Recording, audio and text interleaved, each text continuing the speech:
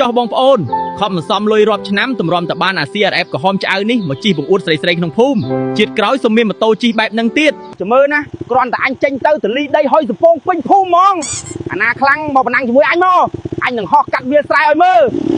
ហ៎ស្អីគេហ្នឹងសាំងឡើងថ្លៃដល់ថ្នាក់ហ្នឹងផងនេះចាក់តែ1លីត្រចង់អស់លុយពីអប៉ៅអញបាត់ទៅអើយលោកអើយស្អីក៏ថ្លៃម្លេះទេអស់ហើយលុយសន្សំទុកចាក់សាំងក៏អស់លុយចាយក៏គ្មានពូជួយអញតិចទៅអញអត់លុយទេតែអញមានសាច់មង្ឃុតសផ្អែមយកសាច់មង្ឃុតអញ2 3ក្លែបទៅហើយចាក់សាំងឲ្យអញតែ1លីត្របានទេពូណាអត់ហត់ណាស់វើយទិញម៉ូតូមករាប់ពាន់ដុល្លារចុងក្រោយមកដើររុញដូចរទេះគោអញ្ចឹងដឹងអញ្ចឹងអញជិះកង់កាចាស់តាកុងអញតាំងពីដំបូងបាត់ហើយ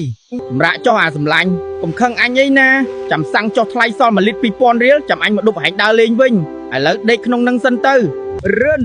វ៉ូមើលហ្នឹងអញកំពុងតែហោះហើយទោះអត់សាំងក៏អញអាចជិះក្នុងចិត្តបានដែរកុំមកចិត្តអញអាមន់ឯងចង់ជិះដែរមែនទេ